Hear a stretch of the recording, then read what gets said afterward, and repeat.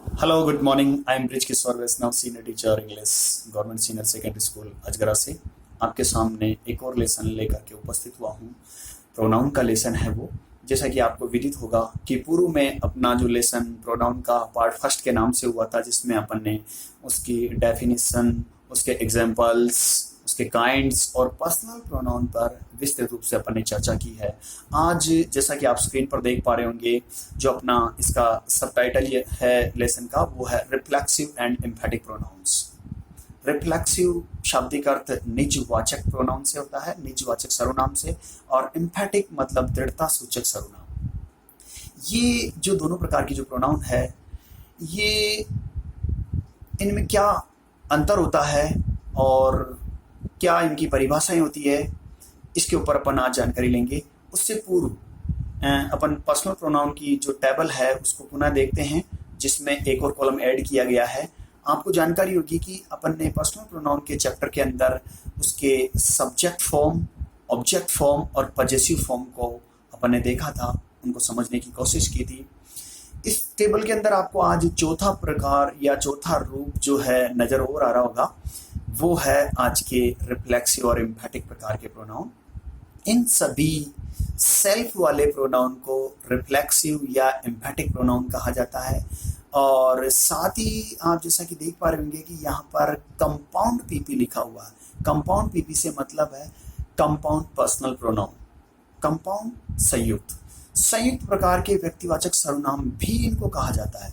इसीलिए इनको personal pronoun की जो टेबल है इसमें ऐड किया गया है।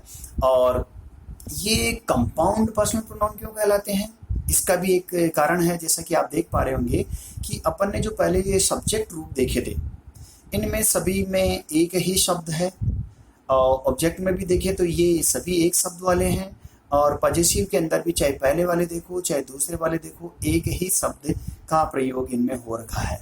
लेकिन यहाँ पर ये दो शब्दों के मेल से बने हुए हैं, यानी कि इन सभी प्रोनाउन के अंदर सेल्फ अथवा सेल्फ जो जुड़ा हुआ है, सेल्फ एक वचन प्रोनाउन के साथ ऐड हो रखा है, और सेल्फ है जो प्लूरल जो प्रोनाउन है उनके साथ में ऐड हो रखा है। आप जैसा कि टेबल में देख पा रहे होंगे, जो इस रूप का जो कि कंपाउंड पीपी है, यानी कि संयुक्त पर्सनल प्रोनाउन है, जिनको रिफ्लेक्सिव अथवा एम्फेटिक प्रोनाउन भी कहते हैं, ये इसमें जो जो जुड़े हुए हैं, ये संयुक्त शब्द है, इसमें इनका जो मेल हो रखा है वो फर्स्ट और सेकंड पर्सन के अंदर जो इसका पजेसिव फॉर्म है पहला वाला, उसके अंदर सेल्फ अथवा सेल्फ जो जुड़ा हुआ है, और जो थर्ड पर्सन के प्रोनाउन है उनके जो ऑब्जेक्ट रूप है उस ऑब्जेक्ट रूप में सेल्फ अथवा सेल्फ जुड़ा हुआ है। और इस प्रकार से इनका फॉर्मेशन हो रहा है, इनका निर्माण हो रहा है। और ये जो सेल्फ वाले प्रोनाउन है इनको रिफ्लेक्सिव भी कहते हैं और इनको एम्फेटिक भी कहते हैं। लेकिन कब ये रिफ्लेक्टिव यानी कि निजवाचक सर्वनाम कहलाते हैं और कब ये एम्फेटिक या दृढ़ता सूचक सर्वनाम कहलाते हैं, इसके लिए अपने को इन दोनों प्रकार की परिभाषा को देखना होगा। चलिए देखते हैं। डेफिनेशंस कंपाउंड पर्सनल प्रोनाउन, यानी कि इनको जो संयुक्त व्यक्तिवाचक सर्वनाम कहते हैं, और ये जो दोनों रूप है उनकी दोनों अलग अलग कंपैरेटिवली परिभाषाएं सामने आपके स्क्रीन पर दिख रही होगी। पहला जो प्रकार है वो रिफ्लेक्सिव प्रोनाउन है, दूसरा है एम्फेटिक अथवा एम्फेसाइजिंग शब्द भी काम में लेते हैं इनके लिए, प्रोनाउंस ये कहलाते हैं। अब कौन से वाले रिफ्लेक्सिव प्रोनाउन होते हैं देखिए, यानी कि निजवाचक सर्वनाम किस प्रकार के सेल्फ वाले प्रोनाउन को कहा जाता है, देखते हैं। They are called reflexive pronouns when the action done by the subject turns back upon the subject. यानी कि इनको निजवाचक सर्वनाम जब कहा जाता है जब सब्जेक्ट के द्वारा जो किया हुआ एक्शन होता है वह पुनः सब्जेक्ट पर प्रतिबिंबित होता है, रिफ्लेक्ट होता है, टर्न बैक होता है। तो ऐसे सर्वनाम जो कि सब्जेक्ट या कर्ता पर पुनः प्रतिबिंबित होते हैं उन्हें निजवाचक सर्वनाम कहा जाता है। और एम्फेटिक या एम्फेसाइजिंग प्रोनाउन की परिभाषा को देखते हैं। They are called emphatic pronouns when they are used for the sake of emphasis, यानी कि वो जो सेल्फ वाले प्रोनाउन है इनको तब एम्फेटिक प्रोनाउन कहा जाता है जब इनको एम्फेसिस के लिए उपयोग में लिया जाता है, बल देने अथवा जोर देने के लिए उनका प्रयोग किया जाता है केवल, तब वो एम्फेटिक प्रोनाउन कहलाते हैं। और जब यदि वो उनका प्रयोग किया जाता है और जब एक्शन होता है वापस कर्ता पर प्रतिबिंबित होता है तो उन्हें रिफ्लेक्सिव प्रोनाउंस कहा जाता है। यानी कि ये होते तो एक ही हैं, लेकिन जब ये वाक्य के रूप में प्रयुक्त होते हैं तो इनको रिफ्लेक्सिव प्रोनाउन या इनको एम्फेटिक या एम्फेसाइजिक प्रोनाउन नाम दिया जाता है। तो इन दोनों प्रकार के प्रोनाउंस को अपने को सेंटेंस में पहचानने की कोशिश करनी है। देखते हैं उदाहरण के द्वारा अपन इनको समझने की कोशिश करते हैं। उदाहरण में देखिए ये एग्जांपल्स। पहला जो कॉलम आप देख पा रहे होंगे रिफ्लेक्सिव प्रोनाउन का है, के उदाहरण का है, और दूसरा है एम्फेटिक अथवा एम्फेसाइजिंग प्रोनाउन के उदाहरणों का। अपन दोनों पहले उदाहरणों से इनको डिफरेंशिएट करने की कोशिश करेंगे, इनमें अंतर करने की कोशिश करेंगे। पहला जो एग्जाम्पल है देखिए इसमें, आई हर्ट माई सेल्फ, मैंने स्वयं को चोट पहुंचाई। और इधर देखते हैं अपन, I will do it myself, मैं इसे स्वयं कर लूंगा। ये दो उदाहरण है। इन दोनों में माई सेल्फ का प्रयोग है। एक में ये माई सेल्फ है एज रिफ्लेक्सिव प्रोनाउन यूज्ड है, और दूसरे के अंदर ये जो माई सेल्फ है वो एम्फेटिक प्रोनाउन के रूप में यूज्ड है। तो अब इन दोनों में अंतर क्या है भाई? इन दोनों के हिंदी अर्थ में भी थोड़ा सा परिवर्तन है। जैसा कि मैं आपको बता दूं कि पहले वाले में रिफ्लेक्सिव में माई सेल्फ का जो अर्थ है उसमें को जुड़ेगा, यानी कि यहाँ पर है जो इस माई सेल्फ का अर्थ रिफ्लेक्सिव में निकल रहा है स्वयं को, और यहाँ पर इसका अर्थ निकल रहा है स्वयं। अभी जैसा कि अपन ने वाक्यों का अर्थ भी किया था कि मैंने स्वयं को चोट पहुंचाई, और यहाँ पर मैं इसे स्वयं कर लूंगा। तो यहाँ स्वयं है और यहाँ पर स्वयं को।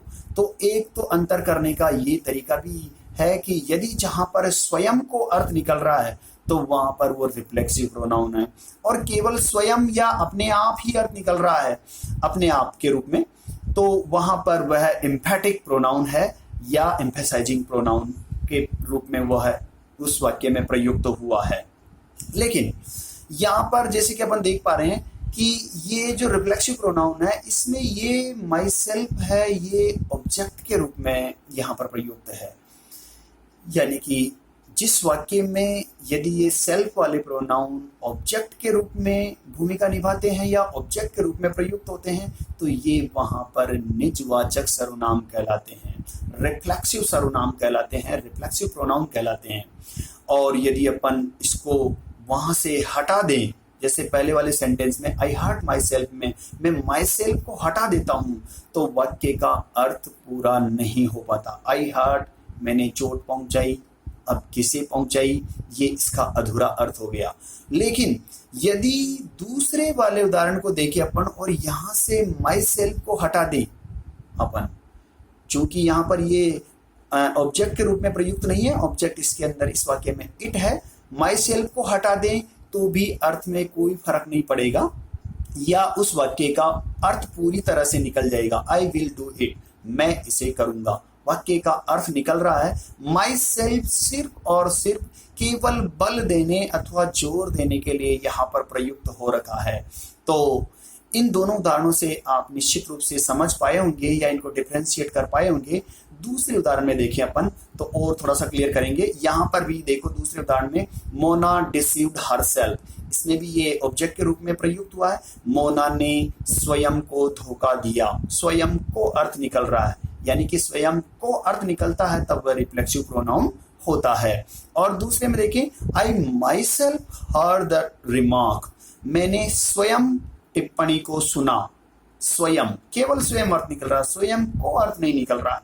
तो यहाँ पर ये माई सेल्फ है, केवल जोर देने के लिए या बल देने के लिए प्रयुक्त हुआ है।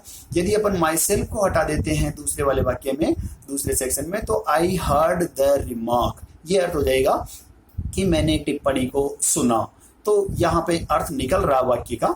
लेकिन यहाँ पर देखें कि अपन हर सेल्फ को हटा देते हैं मान लो, तो मोना डिसीव्ड, मोना ने धोखा दिया, अर्थ कंप्लीट नहीं हो रहा है। किसे धोखा दिया उसकी आवश्यकता यहाँ पर महसूस हो रही है। तो कुल मिलाकर के रिफ्लेक्सिव प्रोनाउन के अंदर ये ऑब्जेक्ट के रूप में काम में आता है और वहां पर उसका हिंदी अर्थ स्वयं को निकलता है, जबकि एम्फैटिक अथवा एम्फेसाइजिंग के रूप में इसका हिंदी अर्थ स्वयं निकलता है और यदि उसको वाक्य से अपन हटा भी दे, निकाल भी दे, तो भी वाक्य का अर्थ पूरी तरह से निकल जाता है। वह केवल एम्फेसिस के रूप में वहां पर प्रयुक्त होता अपने को नजर आएगा। अगले उदाहरणों को भी देख लेते हैं अपन। वी हिड आवरसेल्व्स, हमने स्वयं को छिपाया, तो यहाँ पर स्वयं को अर्थ निकल रहा है और इसको यदि हटा देते हैं तो हमने छिपाया, किसे छिपाया, अधूरा हो जाएगा, इसलिए ये यहाँ पर रिफ्लेक्सिव प्रोनाउन है। और इधर देखते हैं कि शी हरसेल्फ सेड सो, उसने स्वयं ऐसा, वह स्वयं ऐसा कहती है, तो हरसेल्फ को हटा दें तो भी कोई बात नहीं, वह ऐसा कहती है, उसका अर्थ निकल जाएगा द हॉर्स बर्न्ट इटसेल्फ, घोड़े ने स्वयं को जला लिया।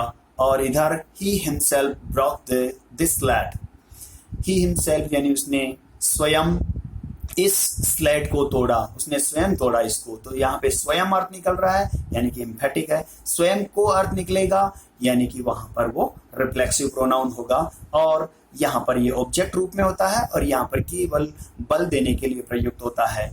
और अंतिम उदाहरण में भी दे हर्ट देमसेल्व्स, उन्होंने स्वयं को चोट पहुंचाई, तो स्वयं को आ गया यहाँ पर। और यू योरसेल्फ कैन स्टडी, आप स्वयं अध्ययन कर सकते हैं, यहाँ पे स्वयं अर्थ हो रहा। तो कुल मिलाकर के यदि वाक्य में सेल्फ वाले प्रोनाउन का स्वयं अर्थ निकले, स्वयं शब्द, तो वहां पर वह एम्फेसाइजिंग या एम्फेटिक प्रोनाउन है।